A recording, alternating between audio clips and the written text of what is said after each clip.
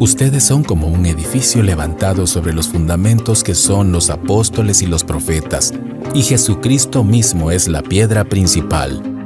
Efesios 2:20. Ministerios Ebenecer y Rema TV presentan Visita Apostólica con el apóstol Sergio Enríquez en un enlace en vivo para todas las naciones.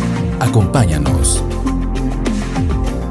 Los estudios teológicos, títulos, reconocimientos, hablar 5 idiomas, hebreo, arameo, español, inglés y mentiras también.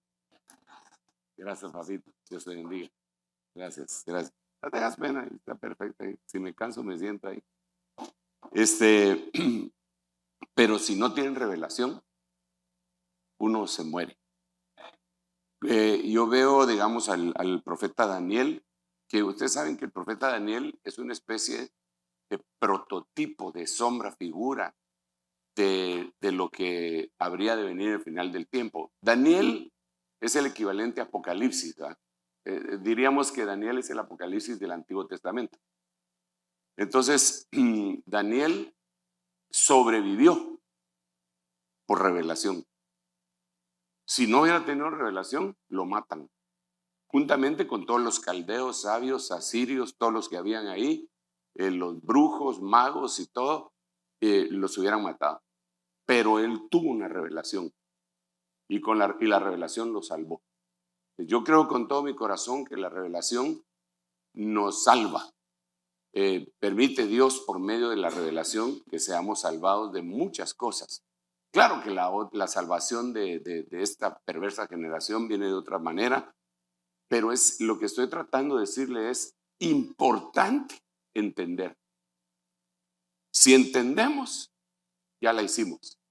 Si no entendemos, nos quedamos sin fruto. Y si nos quedamos sin fruto, dice la parábola de Mateo capítulo 13, que el que no da fruto, lo cortan y lo echan al fuego. Pero el que da fruto, lo podan para que dé más fruto. Pero todo el punto es el fruto. Es más, el Señor le dijo a la nación de Israel, le dijo, el reino les es quitado a ustedes porque no han dado el fruto. Le va a ser entregado a una nación, que en ese momento no era nación. Se lo vamos a dar a una nación que sí va a pagar sus frutos. Esa nación era la iglesia. Porque por eso es que Pedro dice, vosotros sois real sacerdocio, linaje escogido, nación santa. Entonces nosotros no éramos nación. Nosotros somos una nación bien rara, porque somos una nación santa, pero somos una nación que está constituida por diferentes razas. Todas las demás naciones es muy difícil que se constituyan por diferentes razas. Digamos, bueno, aquí en Estados Unidos sí es una nación que tiene 330 millones de personas, dentro de los cuales 62.5 es la raza hispana y no sé cuántos es la raza afroamericana y los demás son blancos. Pero se pelean entre sí todos. Bueno, nosotros también nos peleamos entre nosotros, ¿verdad? Pero nosotros somos nación santa, una nación bien rara. El punto es ese, ¿verdad? Entonces, lo que quiero yo platicar con ustedes un poquitito es del entendimiento, de la bendición que Dios ha derramado sobre nosotros. Si nosotros no entendemos que lo que tenemos es una bendición, siempre vamos a estar queriendo lo que no es, lo que nosotros creemos que es bendición, por no haber entendido. Oremos. Padre, en el nombre de Jesús te suplicamos que nos auxilies, que nos des tu unción, tu palabra, tu gracia, Señor, tu gracia, tu entendimiento, Señor. Ábrenos las escrituras, abre nuestra mente, Señor, en el nombre de Jesús, para que podamos conversar, entender por tu Espíritu Santo, Señor, entender por tu Espíritu Santo. Te lo rogamos con todo nuestro corazón. Amén, Padre. Gracias, Padre. Gracias, Hijo, y gracias, Espíritu Santo. Amén, amén y amén. Denle un aplauso al Rey bendito. Bueno, yo en este orden de ideas, creo que una de las cosas que debemos de entender es la gracia. Entonces, le puse a este tema comprendiendo la gracia. La gracia es uno de los temas más amplios en la Biblia. Y cuando Yo he visto el desarrollo de la misma. No se tiene una buena asimilación de lo que es la gracia según mi perspectiva. Así, sin estar criticando a nadie, yo vi gente que hablaba de la gracia. Hubo un libro que incluso se llamaba Los asesinos de la gracia. Y todo se circunscribía a que uno podía pecar sin temor a que le sucediera nada.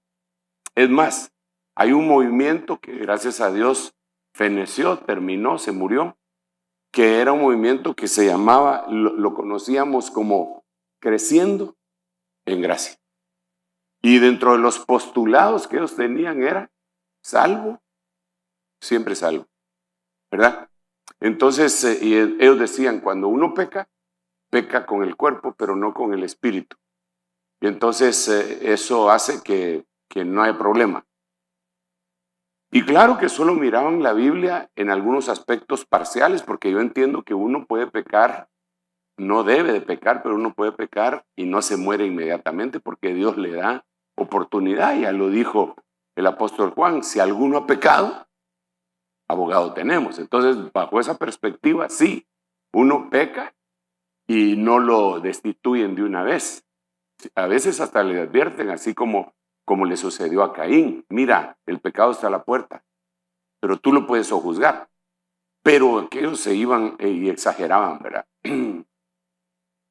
Vi movimientos hablando de gracia de una manera que más parecía, francamente, una desgracia.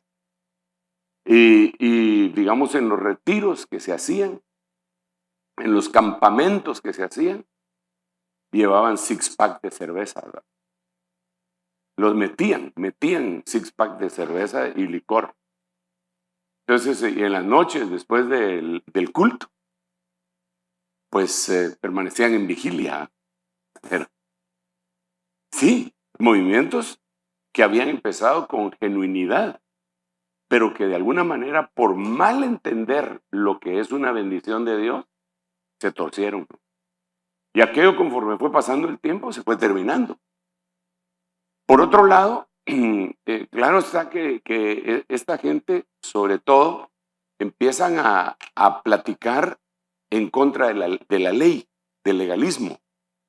Y de veras también tienen razón, porque el otro extremo del libertinaje es el legalismo.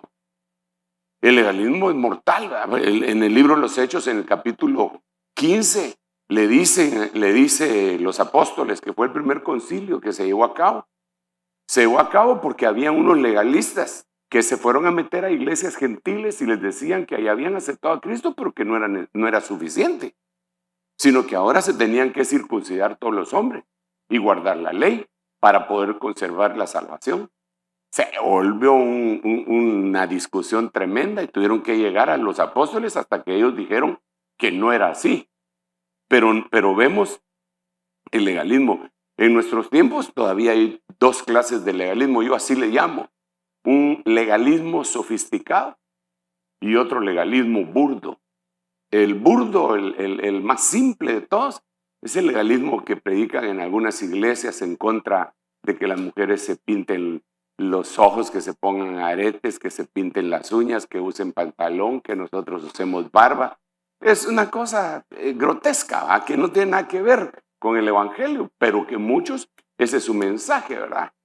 Y la gente que no comprende, le dice aleluya, gloria a Dios, a ese tipo de evangelio. Creen que el evangelio es criticar a todos los demás, ¿verdad? Esas siervas que se llaman siervas, pero que andan con las uñas pintadas. ¿Qué tiene que ver eso? Pero ese es un legalismo burdo. El legalismo sofisticado sería el judaísmo, la judaización, ¿verdad? El judaísmo ya es más sofisticado y es agarrar las costumbres de la ley de los judíos. Por eso hay que tener cuidado, porque nosotros a veces, hermanos, santificamos instrumentos y anatemizamos otros. Es decir, nos parecen más sagrados unos instrumentos que otros porque llevamos a veces la conducta judaica. Por ejemplo, les voy a poner un ejemplo por si dice, ¿sabe de qué me está hablando este hombre? Mire, pues, el shofar. Si yo le digo a usted, ¿qué instrumento es más santo? ¿El shofar o la batería?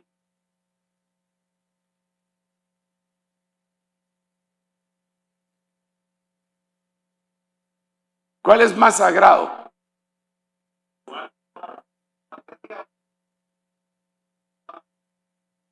Fíjate, mi hermano está dando sus... Gracias, hermano. Ah, qué bueno, mira, me está llenando de banquitos aquí. Gloria a Dios. Lo que estoy tratando de decirles es que, mire, si uno consagra algo al Señor, pues eso se volvió santo, ¿no? Se consagró al Señor. La guitarra, el shofar, lo que sea. Pero en el medio nuestro, el shofar es santificado. Los shofaristas. ¿Por qué? Porque el shofar lo utilizaban en el Antiguo Testamento. Y yo he oído gente que critica mujeres que tocan el shofar porque en el antiguo tiempo solo los hombres lo podían tocar. O sea, puro legalismo judaizante. Y así le podría seguir diciendo otro montón de cosas. Pero ese legalismo judaizante es la antítesis de la gracia. Y es la antítesis del libertinaje. Entonces, ¿en dónde estamos nosotros? Por un lado está el libertinaje de los que comprendieron mal la gracia. Y por el otro lado está el legalismo de los que comprendieron mal la ley. Porque ley sí hay. ¿O no hay ley? Sí hay ley. La Biblia dice que nosotros vivimos hay una ley que se llama la ley del Espíritu de vida en Cristo Jesús. Dice que está la ley de la libertad, dice el apóstol Santiago. Entonces sí hay ley. Es más, en 1 Tesalonicenses, cuando se habla del anticristo, se dice que él es el inicuo. Y la palabra inicuo quiere decir sin ley. Entonces es aquel cristiano, ¿verdad usted? Que empieza a caer en esa trampa. Yo no me sujeto a nada. Cristo y yo, mayoría absoluta. ¿Cómo así? Tiene que haber una ley, tiene que haber una jerarquización en la vida espiritual de uno, porque es un principio.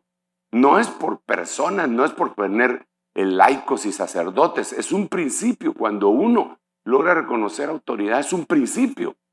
Entonces, eso es algo bien tremendo, pero todo esto proviene de la comprensión. Ahora, nosotros estamos viviendo el tiempo final, hermanos amados. La iglesia tiene de haber sido fundada aproximadamente 2000 años. Si tomamos en cuenta que Jesús, si los calendarios que utilizamos fueran súper puntuales, que no lo son, pero solamente para hacer una referencia, digamos que Jesús nació en el año 0, pero no nació en el año 0, pero solo de forma didáctica. O sea, digamos que en el año 33 murió Jesús.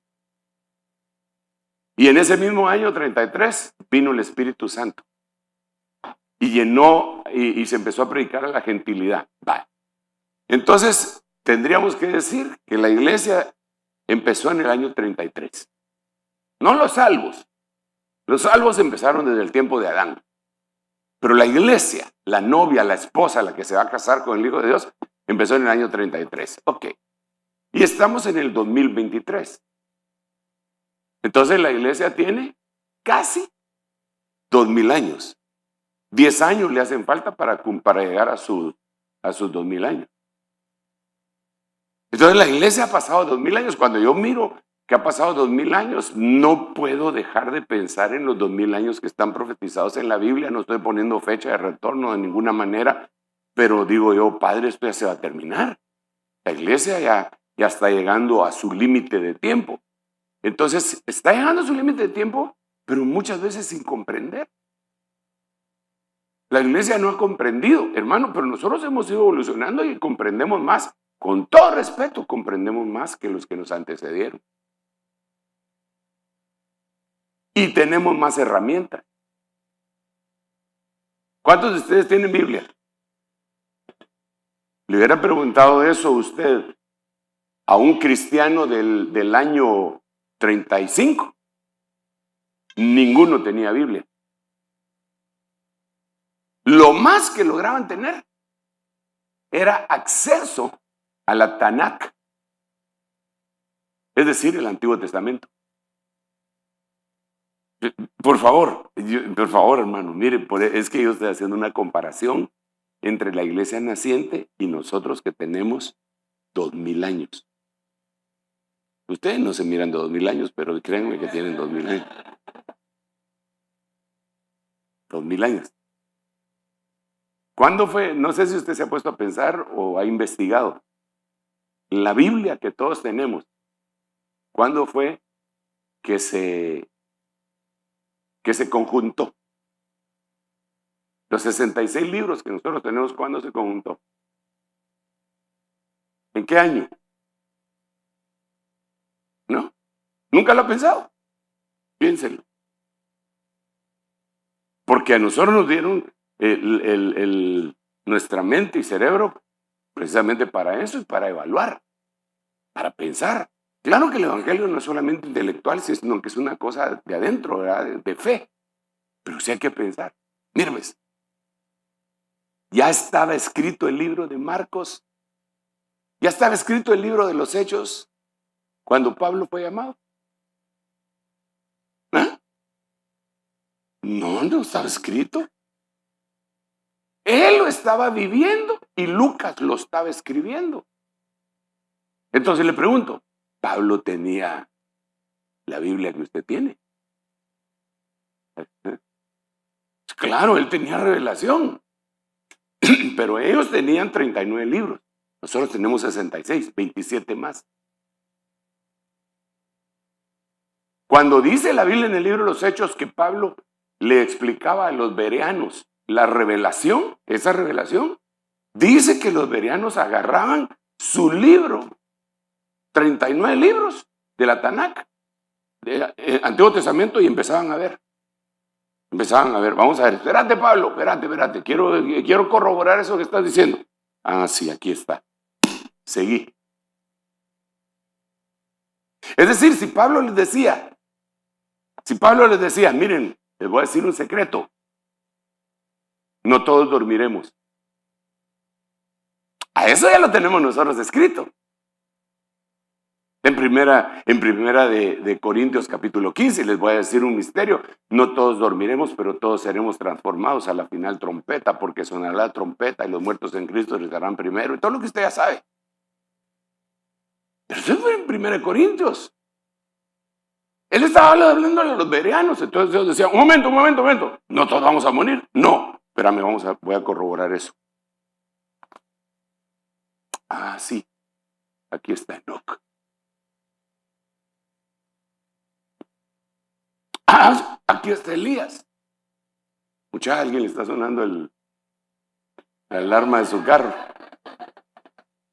Como que se lo quieren llevar, ¿va? Entonces ellos corroboraban lo que Pablo les estaba diciendo con la Tanakh.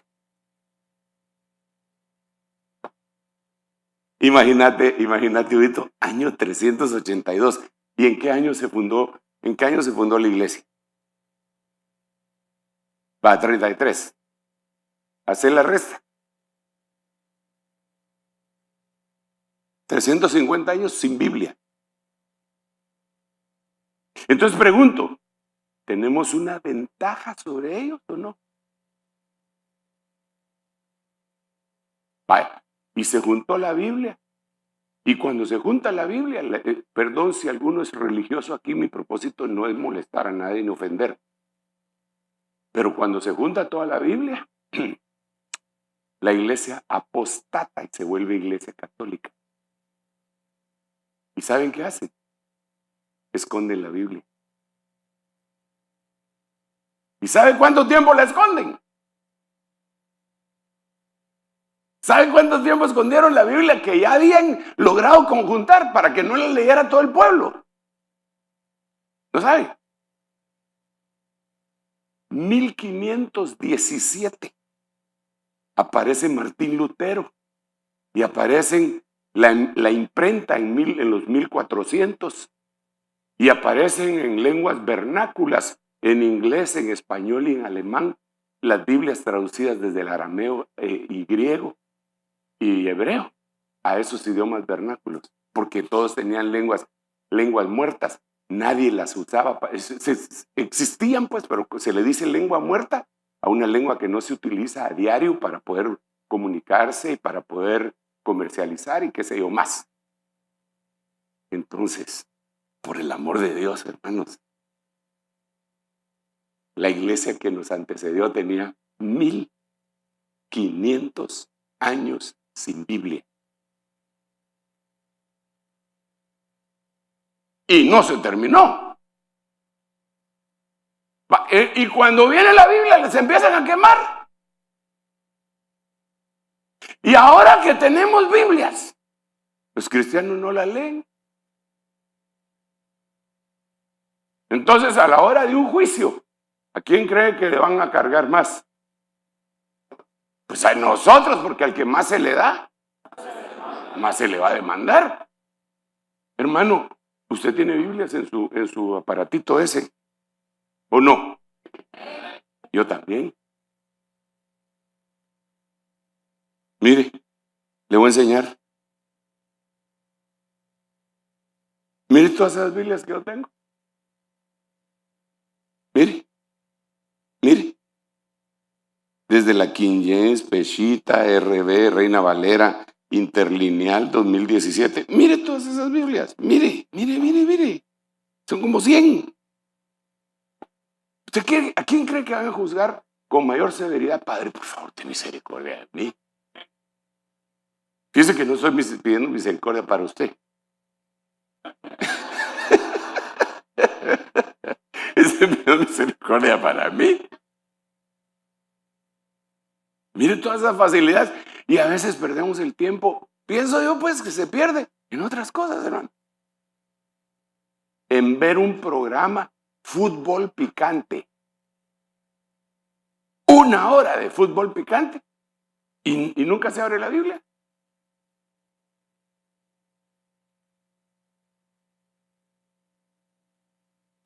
Entonces, ¿cómo lo vamos a entender? Si no la leemos, ¿cómo lo vamos a entender? Fíjese que recientemente estaba viendo la historia de un actor, no sé cómo se llama el hombre este, pero él lo están entrevistando y entonces él dice que él se fue a vivir fuera de su casa y entonces su mamá lo ayudaba, pero le empezó a faltar dinero y entonces él le decía a su mamá, me hace falta, no tengo para pagar la renta. Y él, tú lo leíste, me dio una risa tremenda. La mamá le decía, lee la Biblia. Mamá, ¿pero qué tiene que ver que lea la Biblia? Lee la Biblia. Me van a desalojar. Lee la Biblia. Hoy ya llevo tantas semanas, hoy sí me van a desalojar. Ya leíste tu Biblia. Y dice que le dijo así, no sé cuánto tiempo fue que se atrasó en la renta. Y ella le decía, lee la Biblia, lee la Biblia, lee la Biblia. Y nunca le dio el dinero. Un día él, por la desesperación, va para ver si así le daba el dinero a la mamá. Ya vaya a leer la Biblia, pues. Y cuando abre la Biblia, tiene todos los cheques de todas las semanas y meses que él tenía que haber pagado. Y por eso la mamá le decía, lee la Biblia, pero jamás le dijo, ahí te dejé los cheques. ¿Tú ya leíste la Biblia?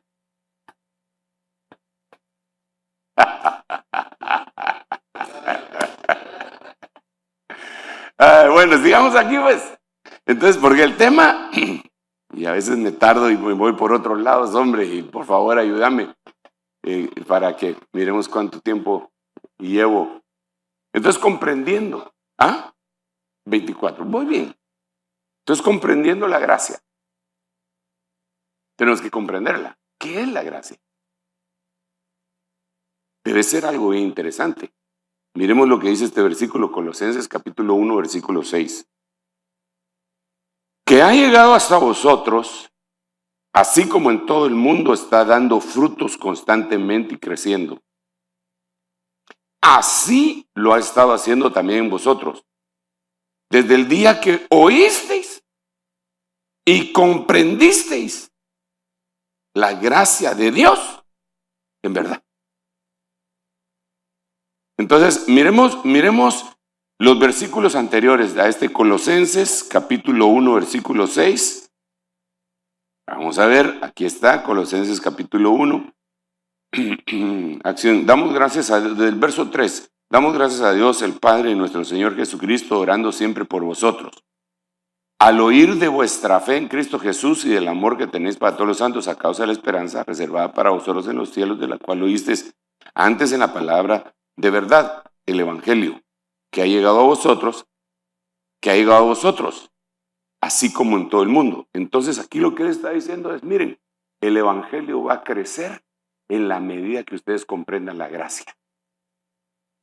Si no la comprenden, no va a crecer el Evangelio dentro de sus propios corazones y se van a convertir en unos religiosos. Eso ya es de mi cosecha. Se van a convertir en religiosos. Pero si entendemos la gracia, ya nos rayamos. ¿Cuántos quieren entender la gracia? Yo también, me apunto con usted. Entonces miremos algunas cositas, referencias de la gracia, que les voy a ir así rápido. Mire pues, yo no sé si usted sabe, pero si no sabe yo le cuento. ¿Quién es el hombre que escribió más libros en la Biblia?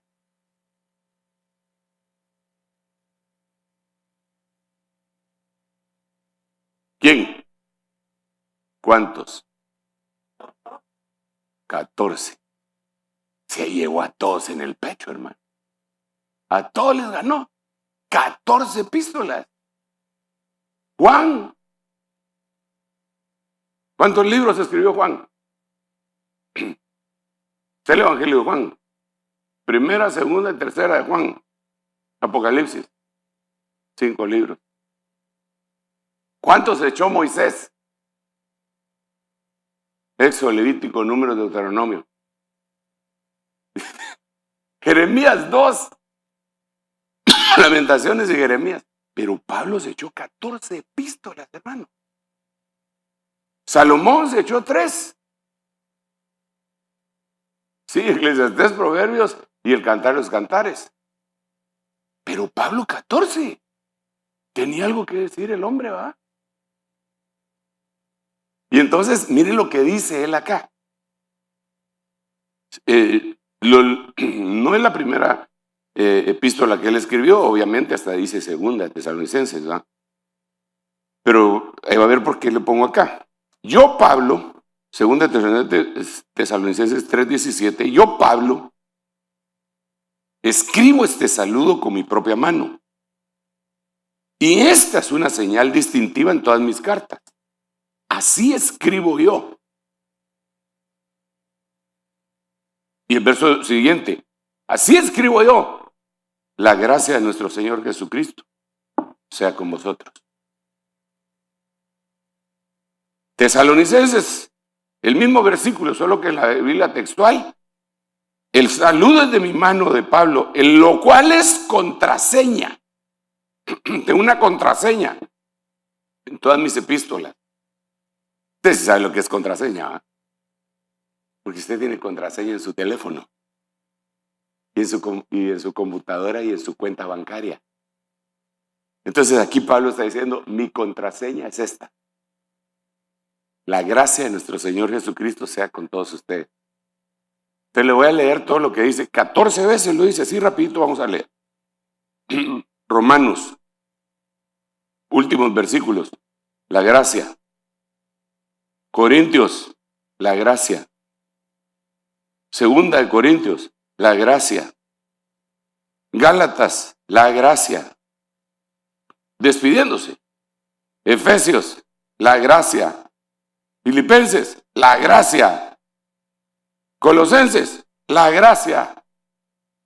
Tesalonicenses, primera, porque ya leí segunda. La gracia. Primera de Timoteo 6:21, la gracia. Segunda de Timoteo, la gracia.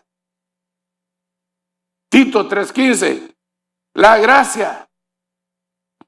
Filemón 1:25, la gracia. Hebreos 13:25, la gracia. Entonces le pregunto, ¿cuál era la firma? Hermano, si no le atinamos, no tenemos ni gracia, ¿va? Su firma era la gracia, la gracia, la gracia, la gracia, la gracia, la gracia, la gracia. Entonces, ¿cómo será la gracia? Miremos otro versículo, solo para que vayamos entrando en esto, porque, hermanos amados, es súper importante. Yo tengo que confesarle a usted en el nombre de Jesús, con cierto grado de vergüenza, y que el Padre me ayude, que yo no he logrado comprender a cabalidad la gracia. Tengo algunos pensamientos y vislumbres acerca de lo que es, pero la gracia es la clave de la vida en Cristo Jesús. Bueno, resulta que Pablo, algunos dicen que tenía un aguijón que era en sus ojos. Parece que cuando él se convirtió, se recuerda que cuando se convirtió se quedó ciego. Y que cuando llegó Ananías a orar por él, se le cayeron las escamas de los ojos y ya logró ver. Pero según dicen algunos dicen eso, pues, que ese era su aguijón, que tenía problemas en los ojos. De tal manera que él llega con unos discípulos y les dice: miren, yo les testifico a ustedes que si, la primera vez que ustedes me vieron, si hubieran podido arrancarse sus ojos, me los hubieran dado. ¿Se acuerda de haber leído eso? Que el amor, pero ¿por qué los ojos? ¿Por qué no dijo si se hubieran podido arrancar la nariz o las orejas o el pelo? ¿Por qué los ojos? Porque él tenía problemas en sus ojos. Es más, algunos van un poco más lejos y dicen que por eso es que él decía: mirad con cuán grandes letras os escribo. Porque, hermano, ahora nosotros tenemos la dicha de que y ¡pau! Se hizo la luz, ¿va? Pero en ese tiempo no. Entonces él empieza a contar y dice: tengo un aguijón en mi carne, un mensajero de Satanás que viene y me abofetea, acerca de lo cual yo le he pedido 3 veces al Señor que me lo quite. ¿Y qué le contestó? Léalo ahí. Dice: y él me ha dicho: bástate mi gracia. Pero ahí no le está diciendo, olvídate que te voy a sanar. No, ahí le está diciendo: Pablito, tenés el remedio, la gracia. Bástate mi gracia, porque mi potencia se perfecciona en tu debilidad. Entonces él después dice acá: entonces me gloriaré gustosamente en mis debilidades, para que el poder de Cristo opere en mí. Pero a él le dieron, entonces de alguna manera le dieron el kit, la llave de cómo tratar con su vida, con sus problemas. Aterricemos la idea. Quizá algunos de ustedes tienen clavos, problemas matrimoniales, problemas de salud, enfermedades, fracasos, los persigue la migra, o ya tiene 3 órdenes de deportación y lo andan buscando con perros y todo, ¿no? Y vive en una zozobra constante. Tal vez su problema es otro, porque problemas siempre hay, hermano, de los más variados. Y entonces usted le ha estado pidiendo al Señor: Señor, ya no aguanto esto, ya no lo aguanto. Y hoy el Señor me manda a decirle: bástate mi gracia. Ahí tienes la solución, en mi gracia.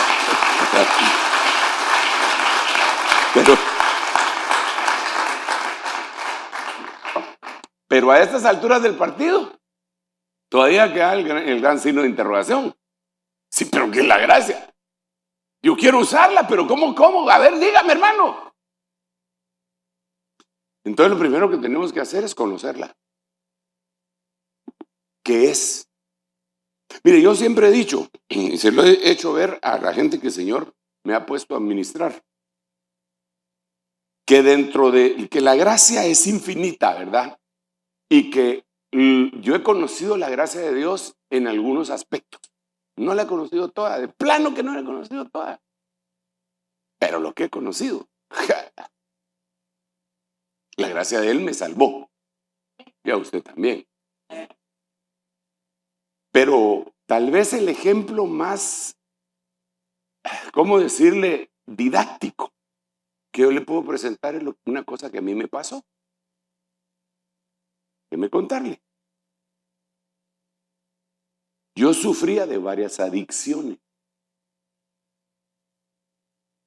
Me alejé del Señor, yo acepté a Jesús cuando tenía 12 años de edad. 12 años, muchachito. Y a los 13 años me puse en mi primer borrachera. O sea, me alejé. Pero yo ya había hecho un pacto con Él. Me arrodillé en una iglesita de Guate, pequeñita la iglesia, el pastor ni se recordará de mí, ¿va? Pero él dijo, ¿cuántos quieren aceptar a Cristo? Y pareció un patojito todo seco. Ahí, y se arrodilló, ese era yo. En el cielo sí quedó registro de eso. Va. Pero a los 13 años, yo tenía mi hermano que era de parte de papá, solamente, y se fue a vivir allá con nosotros. No nos llevábamos bien. Estábamos peleados. No nos hablábamos. Pero resulta que mi papá dejó una botella de ron flor de caña. Y mi hermano y yo nos reconciliamos.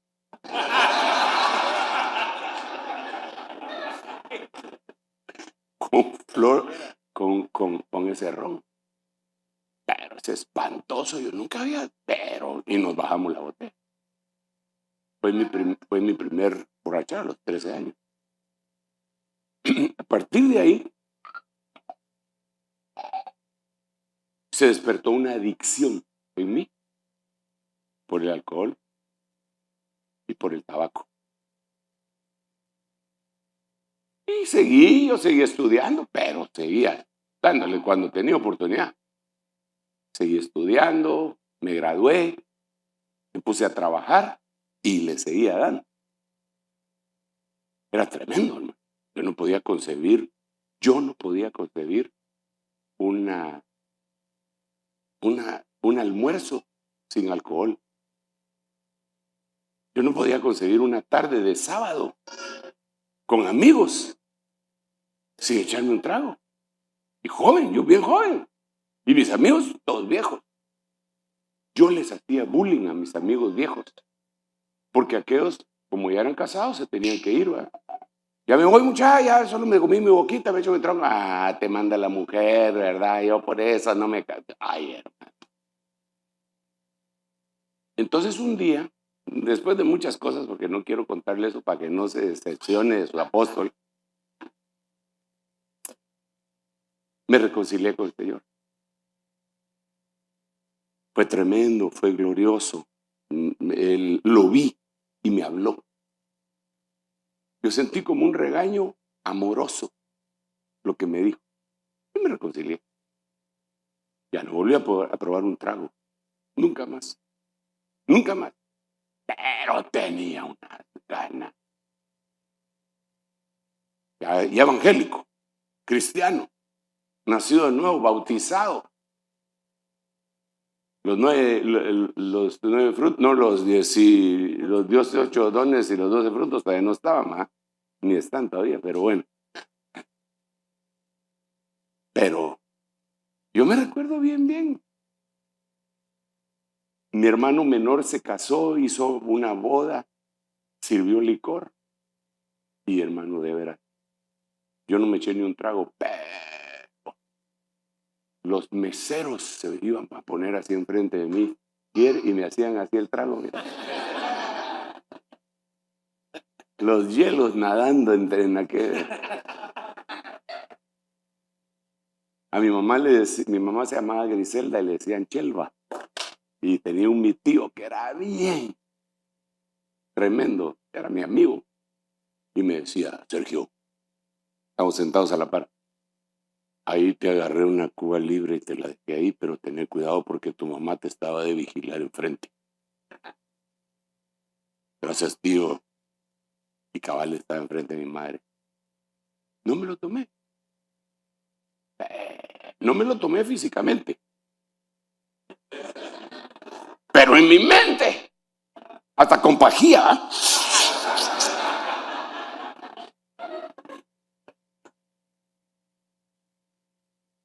Y entonces me bautizaron en agua.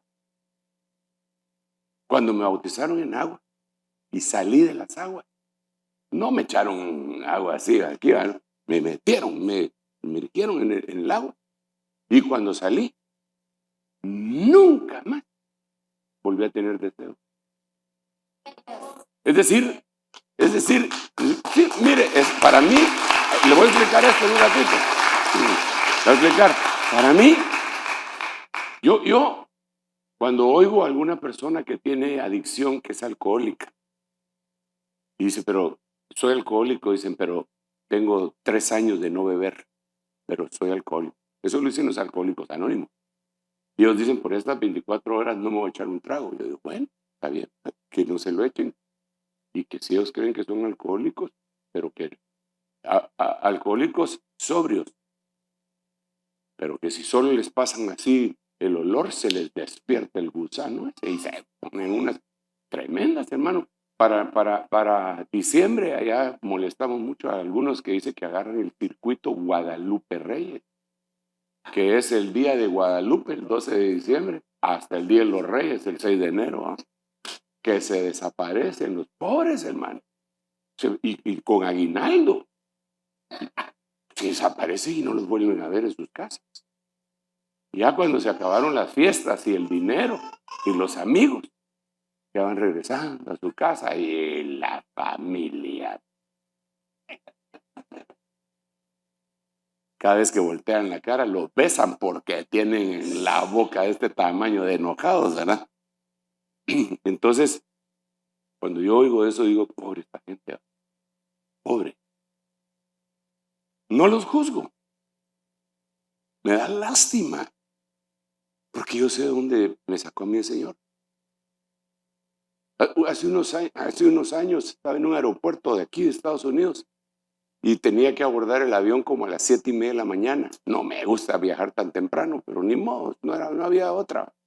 Y entonces ahí estaba yo ya, bien bañadito, porque me baño también, no voy a creer.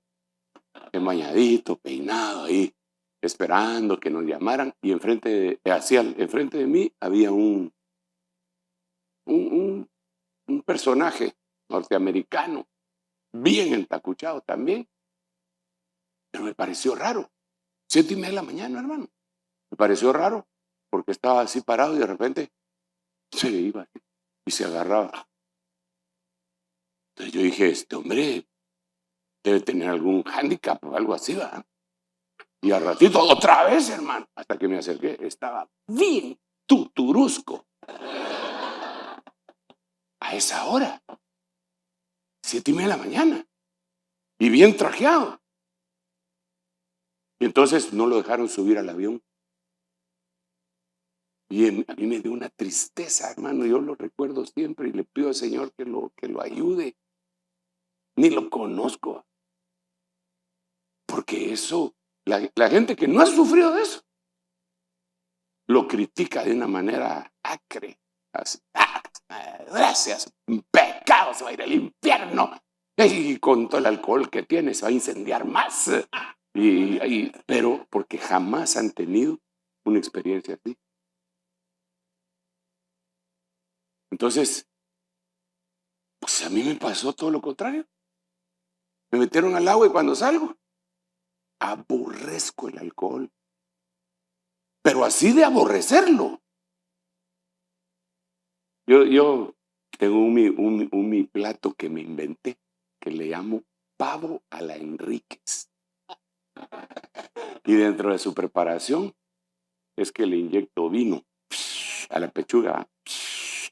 Pero, como lo pongo a cocer, se evapora todo el alcohol. Si no, no me lo comería.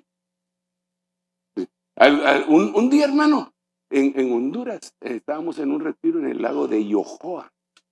Y me dice un hermano, le voy a dar una cerveza cristiana. Pues, ¿cómo así cerveza cristiana? Sí, tiene el mismo sabor, pero no tiene alcohol. Vale, si a mí lo que me gustaba era el alcohol, no el sabor. El sabor de la cerveza es espantoso, le digo. Lo que me gustaba era que atarantaba. Pero me lo quitaron. Entonces, ¿qué es lo que entiendo yo por gracia? Ya me di a entender qué es lo que entiendo por gracia. ¿Qué entiendo?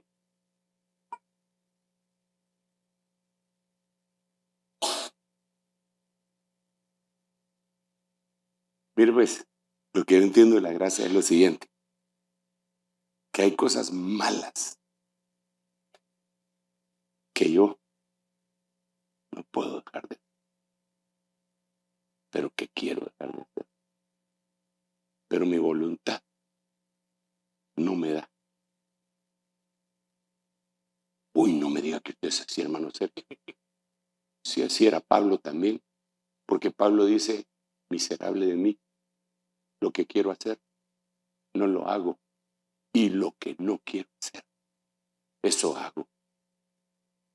Entonces, para mí, la gracia es cuando el Señor lo alcanza a uno y le da la capacidad de vencer, porque no lo podía vencer. Y uno dice, pero qué fácil de que esa cosa, porque aquel no puede, que a él no le cayó la gracia, que a mí me cayó. Entonces necesitamos la gracia. Necesitamos la gracia. Pero, como voy de tiempo tú. Pero, fíjese, pues necesitamos la gracia, pero,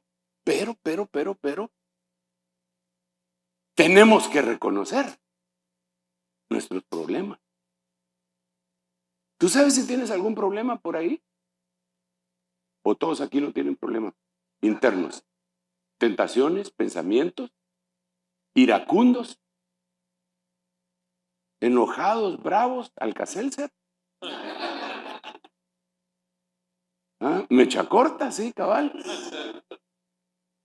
¿Tú crees que mecha corta? Es que así era mi abuelito y entonces así mi papá y yo también, eso lo traemos todos, que decimos la verdad. Mentira, tú no tienes una templanza para poder corregir tu carácter. Y te has metido en problemas. Porque a veces le has contestado a gente que no le tenías que haber contestado.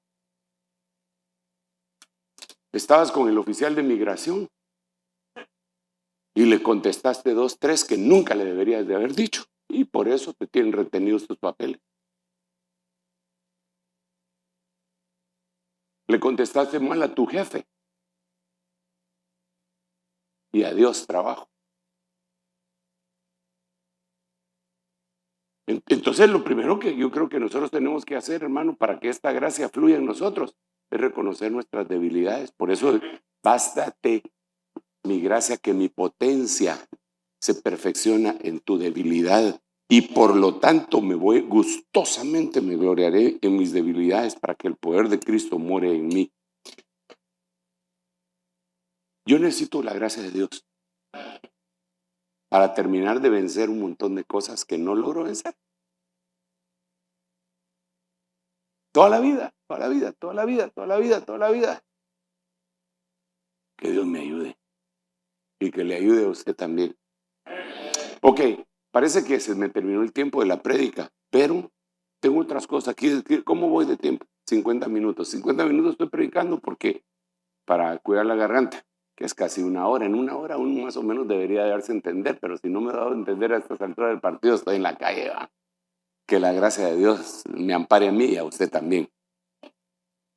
Entonces, déjenme platicarle otra cosita acá. La gracia es un misterio. La gracia era, es y será. La gracia que era la gracia del Padre. Cuando digo era, me refiero a que es preexistencial, no que ya se terminó. La gracia que es la presente, es la del Hijo. Y la gracia futura es la gracia del Espíritu Santo. Entonces, lo que estoy tratando de decirle es, Dios nos da una gracia, nos dio una gracia antes de que viniéramos a la tierra. Yo no sé cuándo nació usted, yo nací el 15 de julio de 1900, no le digo.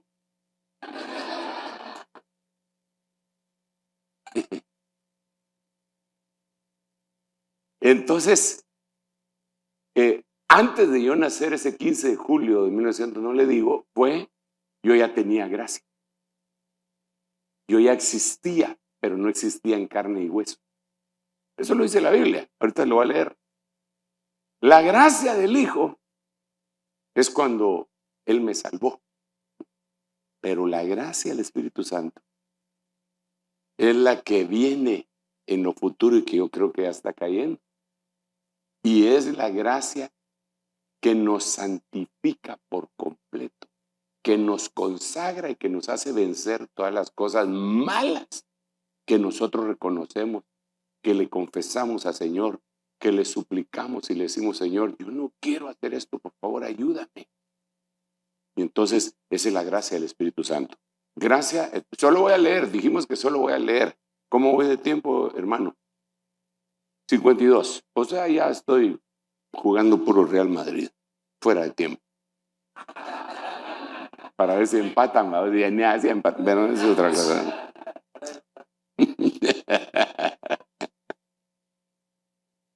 Gracia desde la eternidad.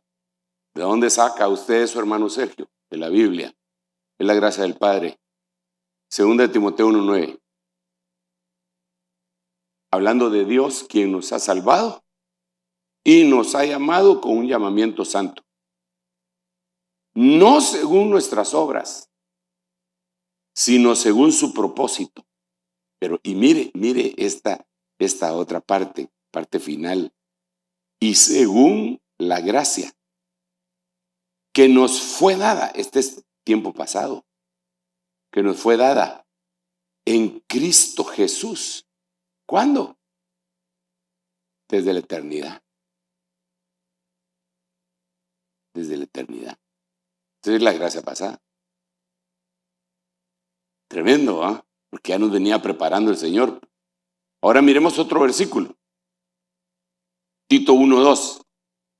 Con la esperanza de vida eterna, la cual Dios, que no miente, prometió desde tiempos eternos.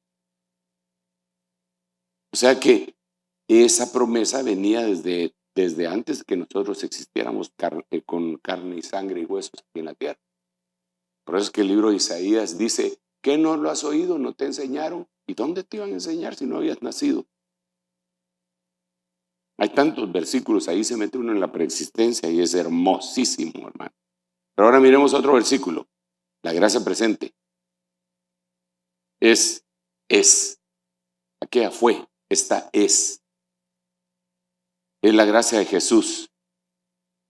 Efesios 2:8, solo lo voy a leer. Porque por gracia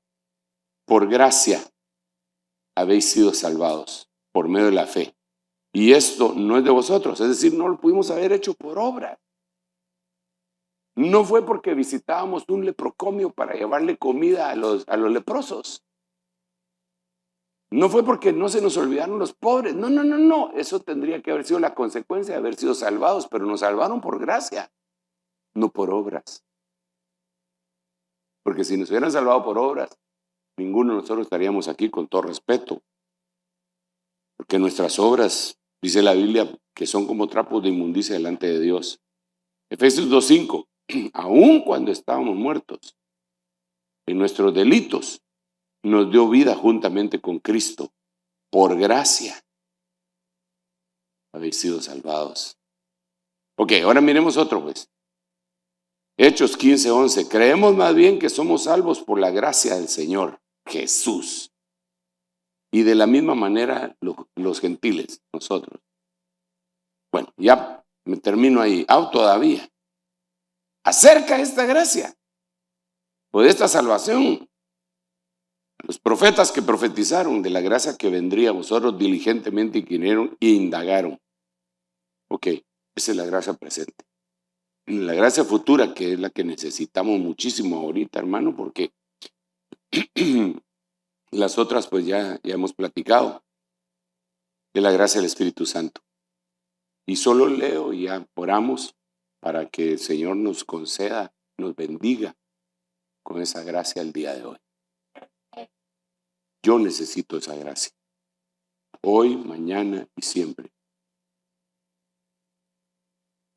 No pretendo presentar una clase magistral, una predicación. Yo lo que quiero, abrirle mi corazón al Señor y que usted también se lo abra y que obtengamos lo que Dios quiere para nuestra vida. Ceñid vuestro entendimiento para la acción.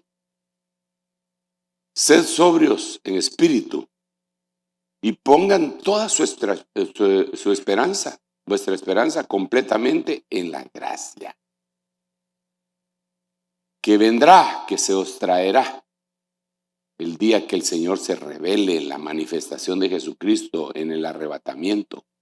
Entonces yo creo que cuando el Señor ven, si no derrama su gracia antes, nos va mal.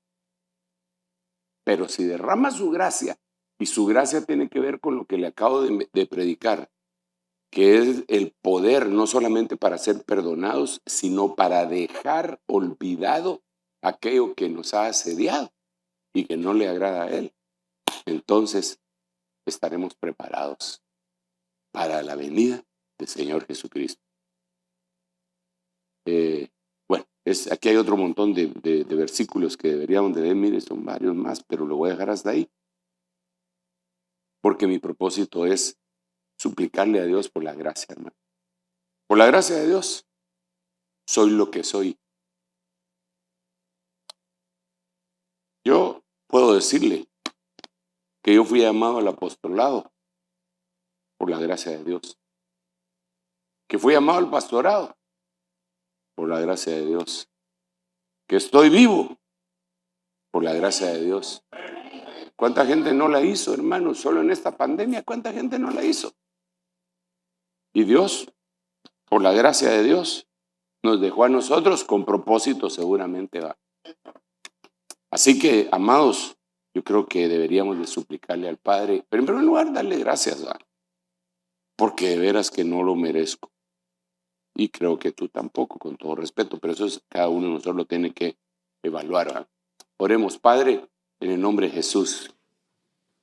Estamos muy claros, Señor, que no merecemos todas las bendiciones, pero también estamos bien claros que la gracia tuya que sobrepasa, Señor, toda forma de comprensión humana, nos has bendecido. Yo hoy te quiero rogar que así como hace tantos años me visitaste con aquella gracia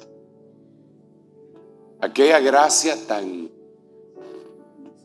extraordinaria que me liberaste de una vez por todas de mis adicciones.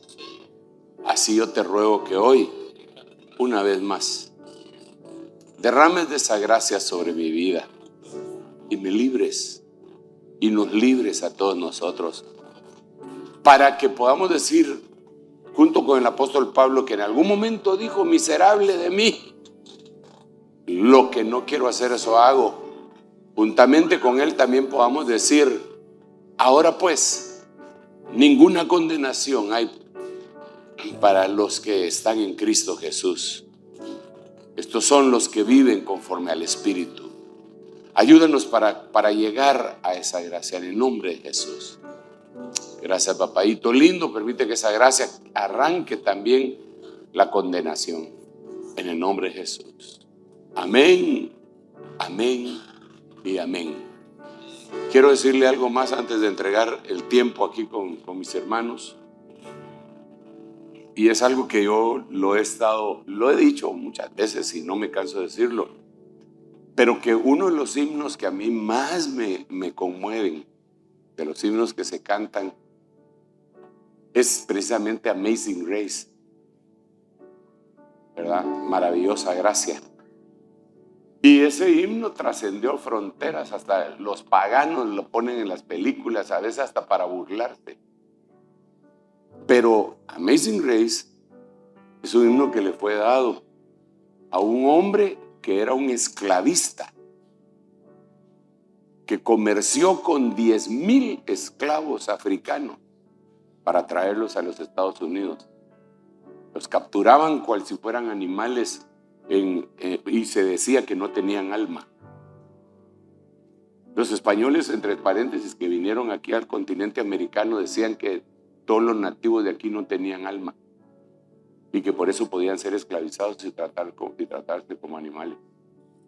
Bien tremendo, hermano. A la historia de la humanidad es vergonzosa. Entonces este hombre agarraba a estos africanos y se los traía y los vendía. Los que se enfermaban en el camino, para que no contaminaran a los demás, los tiraban al mar y se los comían, se ahogaban y se los comían, a ver qué pasaba con ellos. 10,000 se convierte al Señor, hermano. Y cuando se convierte al Señor, Él dice que las voces de los 10,000 lo perseguían todas las noches. Entonces, algunos estudiosos que le han hecho seguimiento a todo esto aseguran que la música que tiene Amazing Grace es una música africana, que era un lamento que ellos venían cantando en los galeones, en los barcos, y que mientras ellos venían recordándose de su nación, venían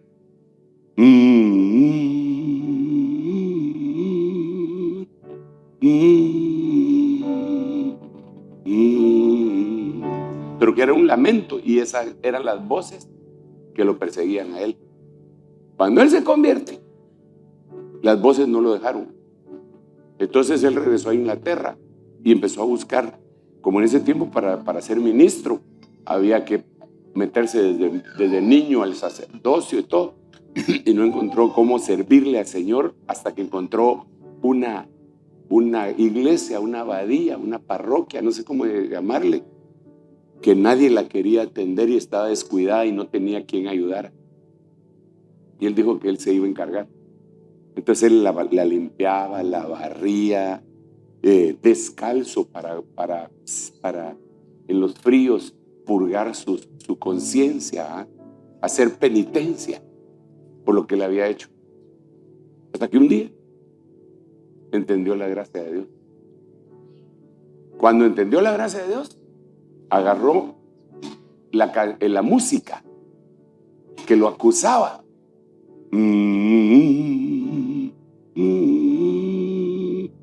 y encima le puso la letra que le fue revelada. Entonces él decía, Amazing Grace, Amazing Grace. ¿Qué más dice? How sweet the sound that saved a wretch. Yo cuando empecé a oír el himno en inglés, dije, ¿qué es un wretch? Yo, como no tengo un oído desarrollado como ustedes que nacieron aquí o ya tienen bastantes años, yo entendía como que dijera un rico, un rich.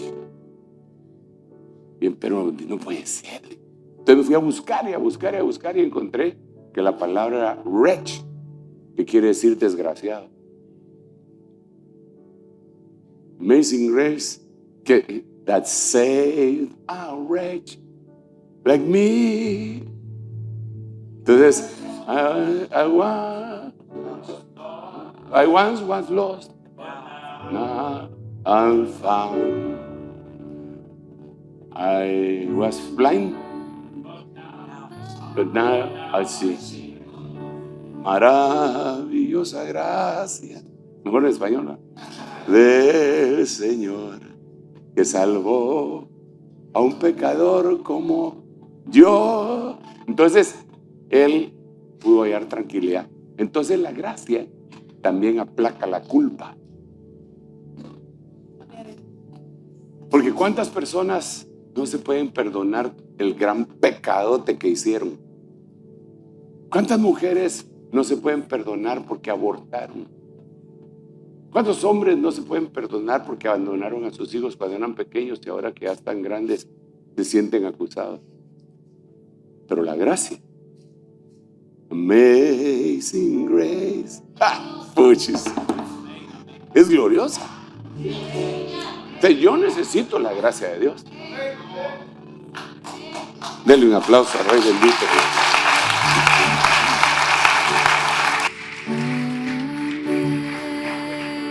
Amazing grace, how sweet the sound that saved a wretch like me.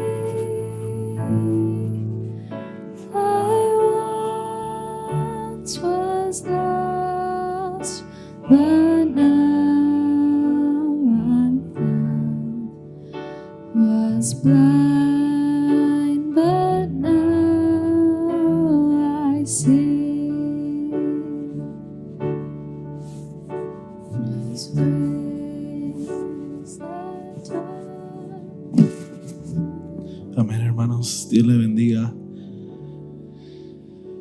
La preciosa gracia del Señor está en este lugar y pues le damos gracias primeramente al apóstol por visitarnos, por traer esta bendición a esta casa. Y como iglesia, como hijos de nuestra pastora, queríamos presentarle el anillo pastoral y que el apóstol pues se lo la bendiga y pues de parte de los hijos de ella.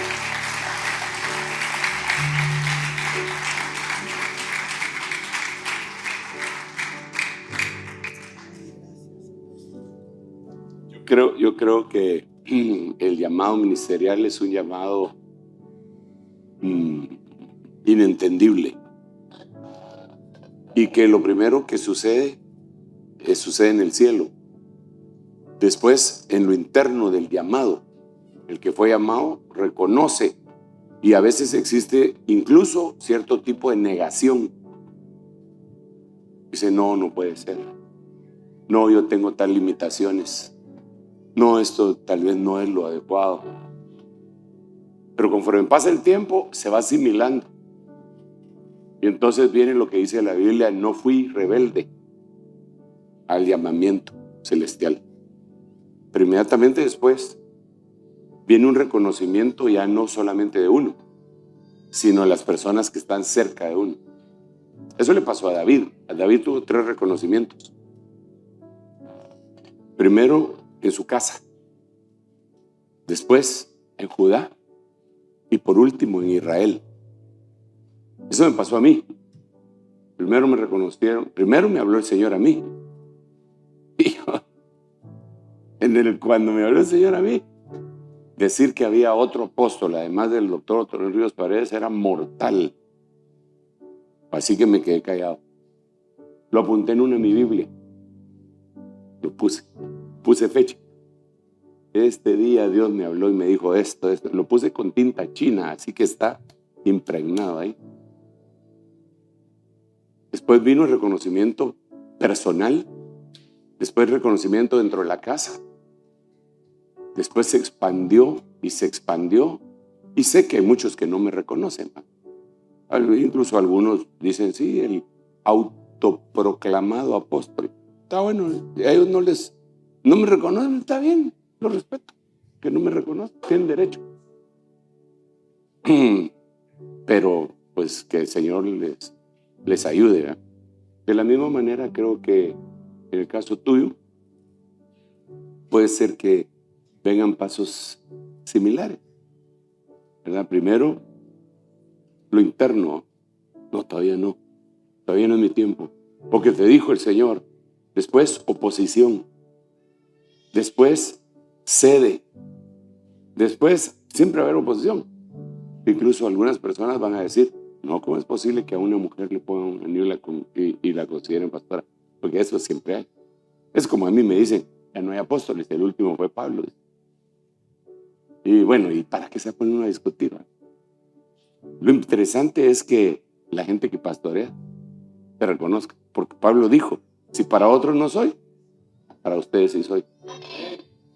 Por la gracia de Dios. Así que en el nombre de Jesús lo vamos a hacer. Oremos. Padre, en el nombre de Jesús estamos imponiendo este anillo juntamente con mis hermanos que están representando a esta congregación para que esta tu sierva, Señor, pueda fungir en el ministerio al cual tú le has llamado. Señor, establecemos una bandera apostólica que ondea los cuatro vientos en el nombre de Jesús. Bendícelos, bendícela y que la gracia tuya opere en este lugar. Amén, amén y amén. Ministerios Ebenecer y Rema TV presentó Visita Apostólica con el apóstol Sergio Enríquez en un enlace en vivo para todas las naciones. Para más información, visita nuestras redes sociales.